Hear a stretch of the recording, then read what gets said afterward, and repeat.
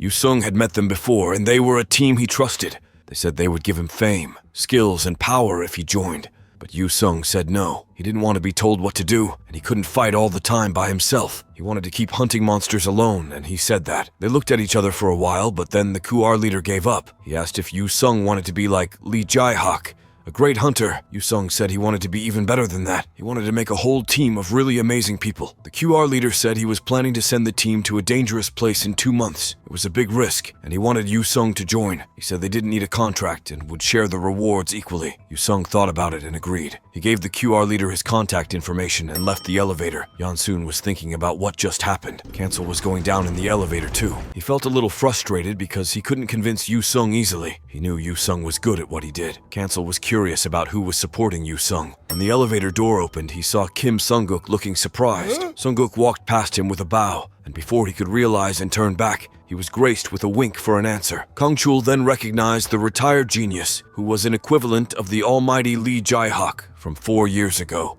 and the name of Kim Sunguk came to his mind. He couldn't help but laugh at his second loss, yet another because of his lack of intel. Sunguk suggested Yun Sung to join if he could. His main priority was the real experience of combat. The instructor announced that with the 2 months they had, he had something to show to him foremost at a training center. He asked him to repeat the 3 categories of how people use their individual CE. The foremost was the combat method, which utilized CE to encase their body or weapon with aura and was usually practiced in martial techniques. The next was a psychic ability that awakened due to one's innate abilities, and although rare, lived up to their rarity by possessing talents like telekinesis, ignition, freezing, or otherwise. The third and rarest were techniques that were extremely unique and passed down through history, and very small numbers of families or secret organizations possessed them.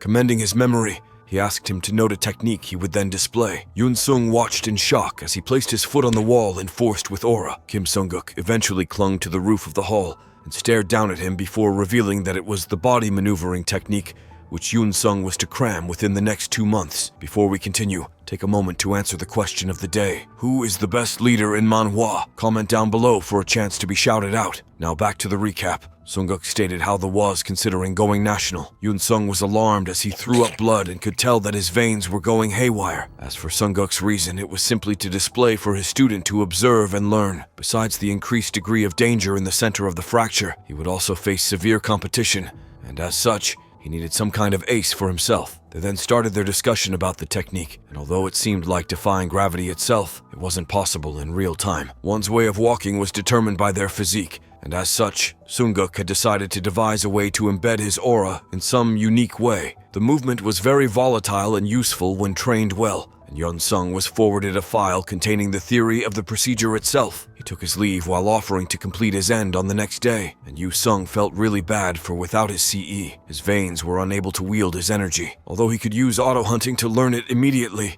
he denied being a puppet to the skill and was determined to repay his debt by himself, and for that, he had to learn the skill within the next 2 months. The sky after the decisive months was crimson, and a large pattern of the storm-level fracture floated across it as the onlooking Yun Sung and Kang Chul decided to return to their camp. For such a huge-scale operation, they had prepared hundreds of supporting units for the hunters, alongside professional reinforcements to deal with any possible outcomes and minimize the casualties altogether. Parting their way inside, Kang Chul presented to him the alpha team of the said geniuses. When it came to the subject of exchanging introductions, their uninterested response reflected their dislike of an outsider like him. The director excused himself from the scene and thought to himself about how necessary it was for bringing Yun Sung into his corporation someday. Yun Sung was to become the beta team's leader, and the role of Kang Chul was to spark rivalry and competitiveness amidst the two. He evidently felt left out, but the leader Jang Young-chul approached, asking if he was solely dependent on the basic protective gear. Taking pride in his own team of capable ones with superior units, he revealed how he would end up as a burden for them instead. The others started laughing at his inferiority, but he assured them that his own equipment was due to arrive, and certainly did. A voice announced it soon after, and the deliverer apologized for the delay caused due to the artisan who had worked on the Queen's carapace. While Yu Sung proceeded to have an exchange, the others noted the symbol of Hatch and Anvil, who worked on the highest quality hunter equipment, which was now the 4-tier Ant Queen's carapace, offering the new owner the opportunity to witness it for himself. He revealed an amazing armor crafted from Yun Sung's very first hunt, The armor was impressive, made with care and skill. He eagerly changed into the new armor, feeling a surge of pride as his friends congratulated him. But Yongshul, who had hoped to bring him down, just sulked nearby. The armor fit him like a cozy embrace, which is why he named it Regine Amet, meaning Queen's Embrace in Latin. Sunguk, the one who had helped him create it, came up with the name. He was so happy with the armor's look and feel that he couldn't wait to test it out in their upcoming raid. As they journeyed to their destination, he eagerly learned about the fearsome creatures they were going to face. The two 4-tier giants, and even a 5-star giant whipper. Their plan was to split into 2 groups and use harpoons against the monsters. The goal was to lure the creatures into an ambush. Yu Sung was excluded from the teams to ensure they had equal numbers. Yongshul took charge, instructing him to stay on the sidelines. Yu Sung, however, decided to take action on his own. Meanwhile, the city was in danger. A 4-star giant whipper was wreaking havoc, its enormous limbs causing destruction. An alpha from the team engaged the monster, luring it away as planned. The ambush team waited in their hidden spots, ready to strike. With the beast harpooned and anchored, the order came to attack its legs. They followed the plan, weakening the monster. Then, a brave member struck its head with a powerful blow. Victory seemed near, until a blaring voice interrupted. Young Yongshul was ordered to move, but a flexible whipper limb knocked him aside. Suddenly, another whipper appeared, catching them off guard. Chaos erupted as a third whipper joined the fray. It was a dire situation. Yun Sung, who had been observing quietly, sprang into action. He activated his latest acquisition, a powerful tool. With determination, he rescued Yongchul from the whipper's grasp. The two of them faced the challenge of dealing with 2 whippers at once. Yun Sung decided their path to safety would be a dizzying one. He flung Yongchul away with incredible strength. He was thrown directly at a whipper, and launching himself off the adjacent building, he caught Yongchul with one of his arms and moved while stepping on the violent, flexible monster. He had to foremost find a place to ensure his luggage's safety, for he couldn't run as fast with the 2 monsters tailing him. He threw him through a hole he had burst open and demanded the leader to run. They found a momentary haven behind the walls, and after affirming his safety, revealed that his skillful movement was derived from someone else. His team soon reached out and reported the grateful survival of all the members. He ordered the team's retreat from the failure, and Yu Sung rose when he confirmed the end of their hunt, for it was now time for him to hunt. As an outsider, the retreat wasn't of his concern, for he was on his own, and without any bother to them. He had fared quite well without his auto-hunting, and decided to give it his all henceforth, because the hunting zone was a place dictated by the strong, and began his hunt with the activation of his aid. At the main quarters where screens flared, Kung Chul decided his ultimatum of bringing Yu Sung in without fail, but grew along as his treasured young child declared the failure of their mission. He was disappointed at their cowardice to retreat after a single failure. However, he decided to respect his decision, but grew astonished when he reported that Yun Sung had gone to hunt the whippers instead. Unable to keep his composure before the stupidity, he commanded him to move to the rooftop and capture Yu Sung with his bodycom. He threw away his microphone and grew, for his intention of appealing was destroyed by the Team Alpha. The sight he watched was of disbelief, for the monstrous limbs were intertwined in a manner neither of them could answer. When the monsters had found him descending, it had lashed out, but taking out one of the hidden blades from his sleeve, Yun Sung drove it straight into the monster. While vertical slices severed them, the horizontal ones earned regeneration. When the arms of the other one approached his back, he jumped over them and landed 2 quick blows at the beast. Although the beasts stood unitedly, their unfamiliar cooperation was clearly out of sync. When the torrent of tentacles approached him the next time, he charged right between the two and was witty enough to weave a plan. The plan was the body maneuvering technique he had learned, which the creator had himself renamed as Spider Walk. He was literally weaving the spider's silk, and it was then that the headquarters started to watch. Although Kung Chul could identify the precise aura control of Sunguk, he could not understand why Yu Sung was wasting consecutive opportunities to strike at them. The realization then dawned upon him that his motive was to capture them alive. After a certain while, the plan had ended up as a success. They bore witness to how he had smartly directed the tentacles through the well-considered locations to absolutely cease any possible movements. While the Alpha team watched in awe, Yu Sung contacted Yongchul and asked him to announce the capture to the headquarters. After the greeting ended, he remarked on how unexpectedly easy the core of the fracture had been. When Yun Kung Chul's voice exclaimed at his work, but when Kung Chul noticed his discontinuous words of forced agreement, he could not help but grow concerned. If he had been disappointed, he then decided to offer anything he could for him, because he wanted to make sure he stayed with him. He didn't care if Yu Sung wanted money, information, or help. He would give him whatever he asked for, but when Yu Sung made his request, it just made things more confusing. At the second area of operation for the QR Corporation, Hunters took down a big centipede. They were successful, unlike the Alpha teams who didn't do well despite lots of money spent on them. The leader of the group told them to be quiet, and then Shin Yu-hee responded to Yoon Kong-chul's call. They had a new person, Yu Sung, on their team now. Being a hunter was dangerous, and it changed how people thought about money and life. People only cared about making money and forgot about being responsible. Yun Sung talked to Shin Yu-hee, and they greeted each other. She was different from Yeonchul, and she gave him a chance to prove himself. She asked if he wanted to join the center, but he had his own plans. He wanted to actually hunt, not just practice. While waiting for her response, Yun Sung realized that his idea was still not good enough. He wanted a real challenge. She agreed to his plan and told him to stay close during their hunt. He could hunt alone, but he had to be careful and not put her teammates in danger. They both agreed and set off on their hunt. As they went, they saw a fracture ahead. Yu-hee noticed how close they were getting to it. Someone said one of their teams hadn't come back yet. Maruchan was supposed to be an assault team, not just intercepting monsters. Yu-hee felt something was wrong, and then they saw the leader of Maruchan. But something was wrong. Their leader was hurt. They got ready for another fight. As the skies crackled and fractured, a sight they had never imagined appeared before them. Monstrous creatures with 4 stars etched across their bodies descended from the rift above. The men couldn't believe their eyes. These rare aerial monsters had never been seen in their country before. They exchanged bewildered glances, trying to comprehend the gravity of the situation. Amidst the chaos, Yu-hee stepped forward, her unwavering determination leading the way. She knew they had to act quickly. With a commanding presence, she announced their mission and took charge of their assault. 2 of her companions watched in disbelief as the numbers of these aerial monsters multiplied endlessly above them. Yu-hee communicated their plan of action to Kinchul, who wished them luck as they ventured deeper into the unknown. The monsters they faced were Tier 4 and above, and their ability to overwhelm vast areas with their horde mentality was evident. Yu-hee couldn't help but think about the countless civilians in danger if these creatures managed to escape their region of the assault. Racing alongside Yu-hee, Oh Yun-sung held the harpoon in his hand, ready to strike at a moment's notice. Back at the command unit, Kong-chul weighed their options. If Yu-hee's efforts failed, the military would resort to bombardment, a last resort option to prevent the monsters from escaping. Amidst the chaos and uncertainty, one of Kong-chul's men approached, relaying that their 3rd team of hired mercenaries was requesting a retreat. Despite their arguments against it, the mercenaries pointed out that the new danger wasn't part of their initial contracts. Kong-chul couldn't help but curse their narrow perspective. As the director, he understood that their role as hunters was not just about personal gain, but about protecting the general public from harm. They were the last line of defense, and their existence was a testament to the sacrifices made in the past. Reluctantly, Kong-chul consented to the retreat, but demanded that the others gear up, for the prevention of chaos took precedence over all else. Meanwhile, Yu-hee continued to battle the relentless horde. Her psychic abilities and sharpshooting skills were put to the test as she fought off wave after wave of reptilian monsters. However, the numbers hardly seemed to decrease. Killing the monsters wasn't enough. They had to venture inside the rift and close it from within, desperately wishing for a key or technique user to aid her.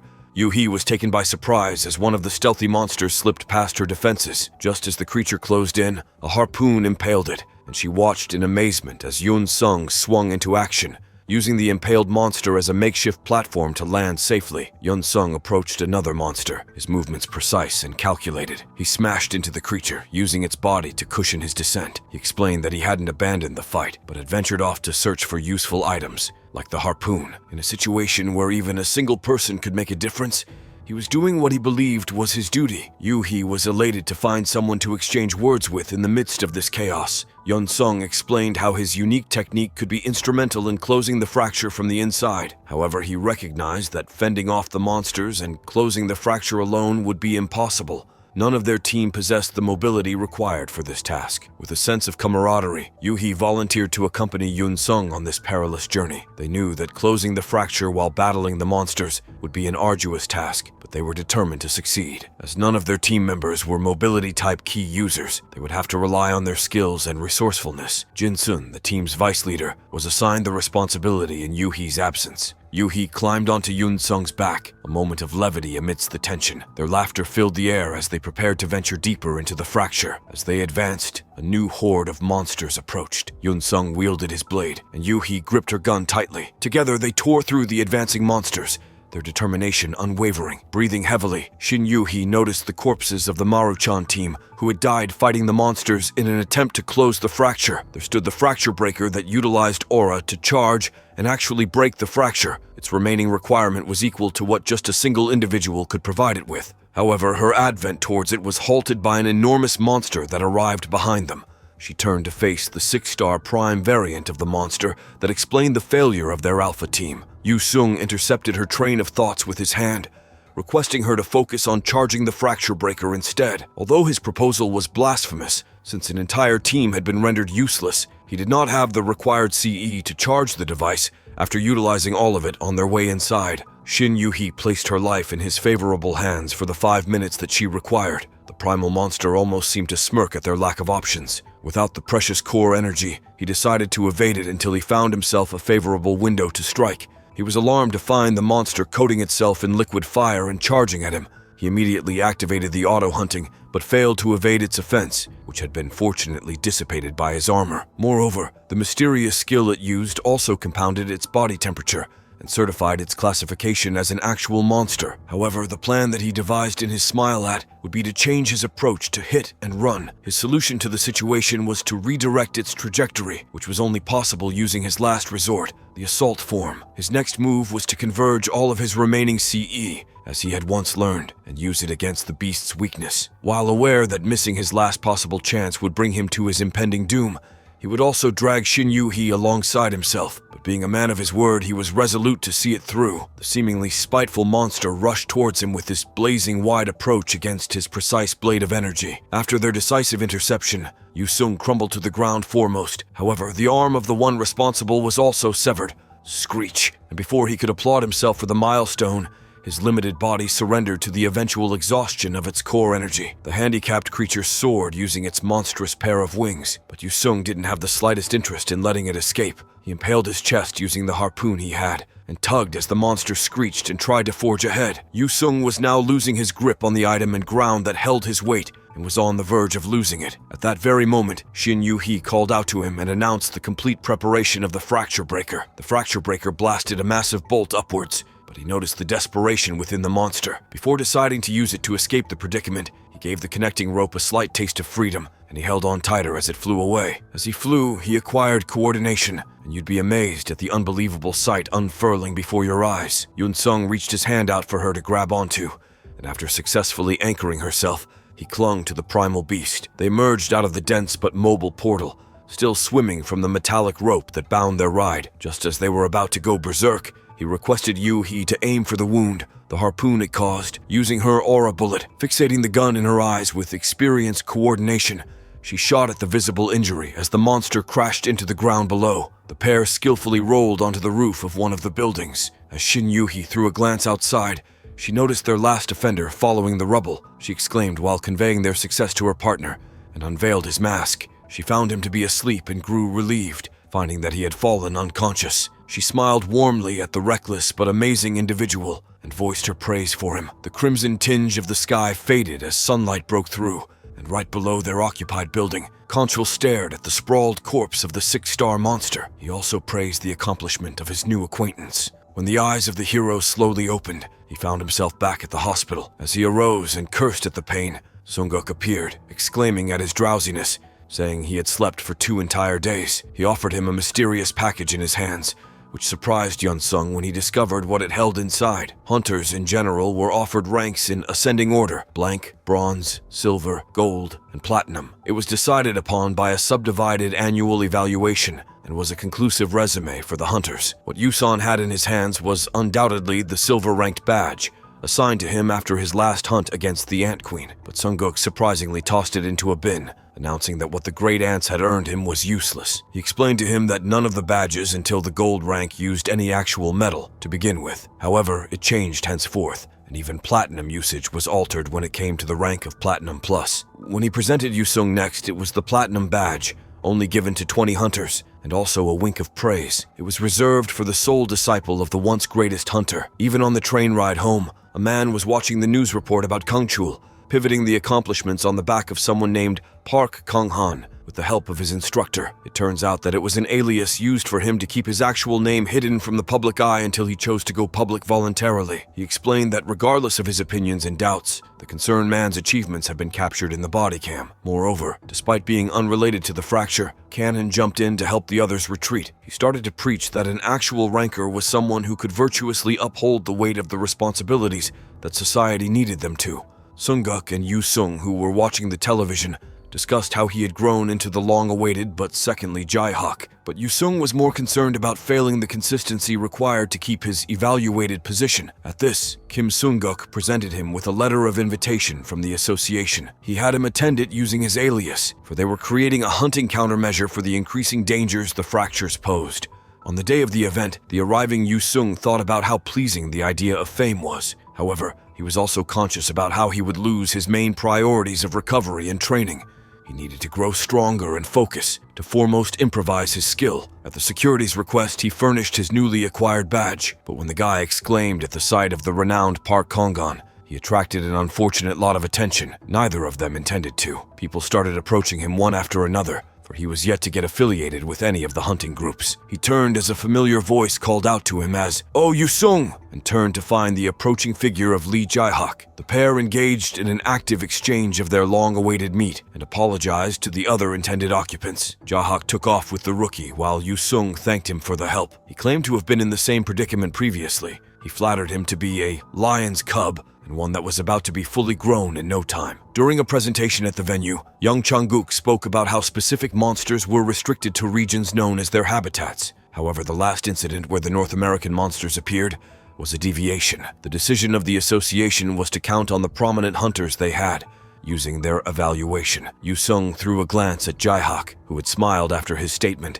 and revealed that his sister Unsil had left to train in China. Furthermore, since the Chinese delegation would also be involved in the global crisis, he could gain himself considerable experience from the magnitude of the stage set in China was unique. Yu Sung had no clue as to what the genius had said to him, but when the host announced how they would be changing their passive approach towards the fractures, the look on Jaihak's face changed. When it was declared that hunters would be legally hunting into fractures henceforth, the genius grew surprisingly excited. Yu Sun, too, recognized the term dive in the hunting industry. It meant that hunters would purposely remain inside a fracture after its closure to investigate and hunt. When the hunters of the past had grown powerful enough, the world started to take an interest in the monsters, considering the possibilities of exploration and colonization. Like the British, people started to aggressively dive inside the fractures. Their brash ignorance earned them harsh consequences, since it brought the annihilation of precious hunters and armies. The sole survivor of one such tragedy was traumatized enough to leave behind the words, "We were fighting on our home ground." And after that, diving became strictly illegal. The limited dives would be carefully assigned to qualified hunters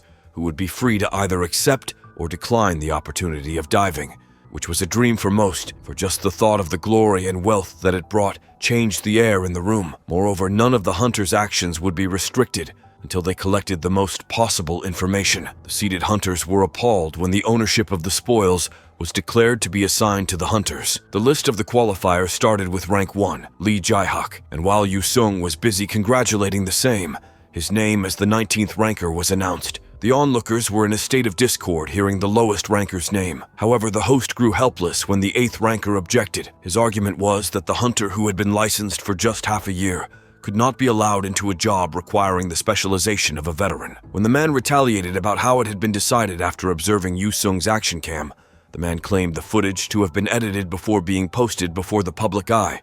However, when he questioned the absence of any referential testimony, the QR organization's Shin Yu-hee stood up to attest to the skills of the 19th ranker. Kang Chul could sense the desperation in the 8th ranker's voice. Yo-hee stated that he also made the most contribution to the monster hunt. Unable to find any excuses for himself, he then started to speak about how lacking Yu Sung was. The other hunters started to squint their eyes at his cringy arguments. Before Jaihak could voice himself to halt the debate, Yu Sung stood up for himself. He stated that although he respected the opinions of his seniors, and in an attempt to put his own perspective in light, he announced that he had no intentions of refusing the opportunity he had earned. However, since he could understand Cha Jagel's viewpoints, he offered to demonstrate his abilities at that very instant. At his suggestion, the chairman and host, young Changguk, immediately consented to it gladly. Two special men watched the exchange from behind the crowd. One of them exclaimed about the interesting event unfolding and sought the opinion of the other. At the weaponry department, Yu Sung picked up a strange-looking gun, which acted as a lever for a unique technique used by aura users. They had observed that Yu Sung was an exception to the others, which left them a little confused and concerned. As Yu Sung aimed at the target, he recalled the recent past when some book had taught him that, although psychic and techniques were inherited or innate, One had to train diligently with their lives on the line. Neither did their country of Korea have a long history of key users, nor did the users widely pass down their techniques. However, some planned to pass on their knowledge to Yu Sung, one of his creations. He equipped himself with the required gear, and just as his instructor had taught him, executed the second lesson. He pierced a target box using the 2-tier Galler gun. The 8th ranker smirked at his incompetence, well aware that PSY tech users could not control the aura that left their body. However, in the bullet that glowed inside the target was the range key technique passed on by Sunguk, and named Key Parasite, which exploded the box. While most of the audience was baffled by the sudden technique, Yuhi deduced that the subject bullet had been embedded with aura. When the precise manager of Key and aura asked if they were content with his evidence, the chairman announced the end of the conference at the dispersal hall.